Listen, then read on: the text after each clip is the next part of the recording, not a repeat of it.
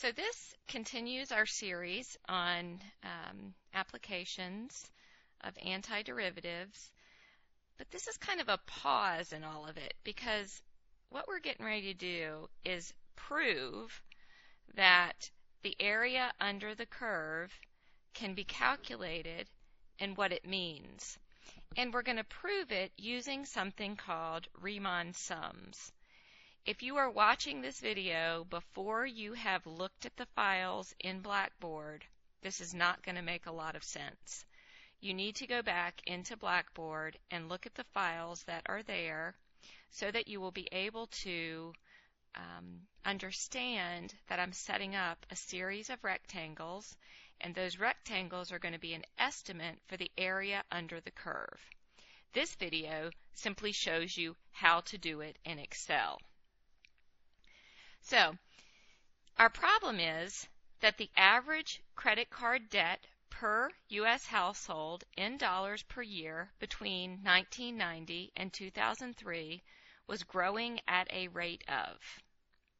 So we can see that we're given the rate there. Now it says using the Riemann sums and 25 left endpoint rectangles, determine the area under the curve from 1995 to 2000. So one of the things that's going to be really important here, again, is that you should have already viewed what I mean when I say Riemann sums. So what we want to do first is I want to show you just a couple of headings so that you'll have a better understanding of what we're looking at. A is simply the left endpoint. So A, in this case, is 5 because we're talking about the years were from 1990 to 2003, but I've asked you to determine the Riemann sums from 1995 to 2000. So with that, A, our left endpoint, would be 5, and our right endpoint would be 10. And that simply means that we're going from 5 to 10 to calculate the area under this curve. N is simply the number of rectangles that we're going to use. The width, which I could also, and you will see me many other times, call dx. That's the width.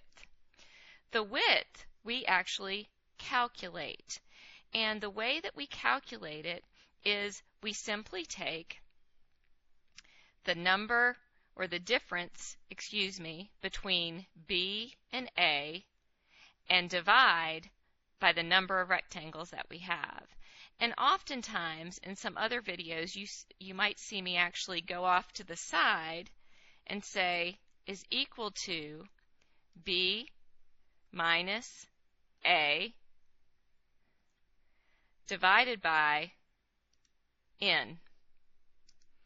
So that 0.2 is the width, and one of the things that I want you to notice is that 0.2 is the width for every rectangle. Now there is an anchoring tool that you can use, but after doing this for a number of years with my calculus students, I think it's best for the first time if you just understand that that width is 0.2, and you can simply you have to basically copy the cell and drag it down because it's the 0.2 that you want all the way down. And if you do that, you're good, but you don't want your width to change. You want your width to always be 0.2. The next thing that you can see is that X will always start at your A value. This is simply a list of the places where you're going to evaluate your function. So the very first place that you're going to evaluate your function is at the A value of 5. We're going to use left-handed endpoints, and we would always use left-handed rectangles with our calculations in this class. What you need to understand, though, about that X value is that X value is going to change by adding the width to it every single time. So if you pull down, what I want you to think about is it's in this second cell that you actually start your formula, because you want basically the cell above it plus the width. And if you calculate that formula from your second cell and drag it down, it's going to be correct. So again, it's going to be the value above it plus your width. So you can see each time what's happening there is I'm simply adding 0.2. One of the things that you can think about is when you get to the end down here, because we're using left-handed endpoints, this value after, at the last rectangle, the 25th rectangle, should have a value that's exactly 0.2 units from our right-handed endpoint, which it does. So we're at 9.8, which is where we should be. The next thing that I want you to look at is this f of x value. All right, you need to hear me loud and clear on this. With Riemann sums, we do not anti-differentiate. We are going to prove the fundamental theorem of calculus using Riemann sums. So we will type in the rate exactly as it is.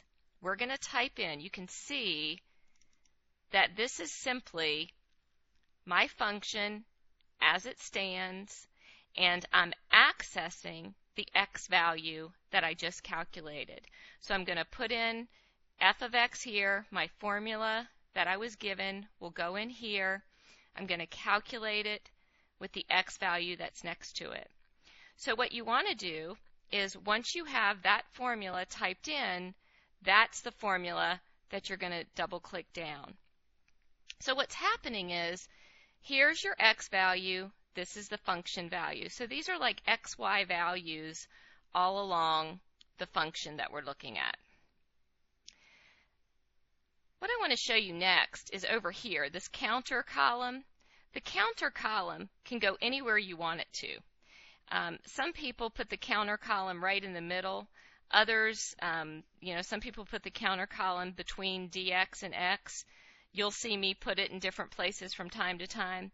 But the counter column is so important because it tells you the number of rectangles that you're looking at. And if you don't have that, oftentimes you will calculate too many or not enough.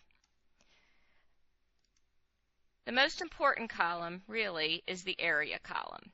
We want to calculate the area of each of the rectangles. So the area of a rectangle is the width times the height. Well, the height, everyone, is coming from f of x. So the area here, you can see, is being calculated by the width, which is 0.2, multiplied by the height, which is f2. You want to drag that formula down, and you can see you're getting the area of all of these different rectangles all the way down. So this 102.5194 represents the rectangle that started at 9.8, right, and has a width of 0.2. So this value that you see in yellow is simply, I added up all of the areas of all of those rectangles. So if you double click on this cell, this is saying that you took the sum from the top, G2, all the way to G26. But I want to show you quickly how to do that. I'm going to enter it, but now I'm going to delete that cell and start over. You need to hold your cursor right below the cell with the last area. So that was my 25th area was 102. So in the cell that's right below that, you can see that I've clicked on it. It's outlined. What I'm going to do now is I'm going to go back to my home screen, and you can see this auto sum at the top right. Well, if you double click auto sum, it shows you exactly what I had. Now you just need to hit enter, and that sum reappears. So with this, everybody, what you've got to be thinking about is you need your headings. you need to understand how each of those headings relate to the problem that we have. So let's think about the answer to A. So the answer to A is simply with 25 left endpoint rectangles, we calculated the area to be approximately 2,538.068. Now, if I was going to do it with 50 rectangles, let's think about how that would change our answer. First of all, our count would go from 1 to 50. 5 to 10 would stay exactly the same. N, however, is going to change to 50, which means the value of our width would change. If the value of our width change, it also changes our x. So our width is going to be smaller if we use 50 rectangles. In part C, you can see that I'm asking you to use 500 rectangles. Well, one of the things that you're going to see as you go through this exercise, and I do hope you do, you've got the spreadsheet in Blackboard, is that this value, as you use more rectangles, this value seems to start to level off at a value. So what I want to show you next is, once I teach you how to determine fundamental theorem of calculus, you're basically going to use the fundamental theorem of calculus to calculate the area under the curve very, very simply. And one of the things that happens when you do that is the area, the actual or the exact area under the curve using fundamental theorem of calculus is 2542. And look at that value compared to the value that we have. Even using 25 rectangles, it's pretty darn close. So I'm going to end this video now. I think you should go back through it, try your luck with setting up the spreadsheet on your own, and I will do another one, but you certainly want to practice this for a while. I ask this on the test. I usually ask it using anywhere from 10 to 50 rectangles, so make sure that you would be able to do this in Excel.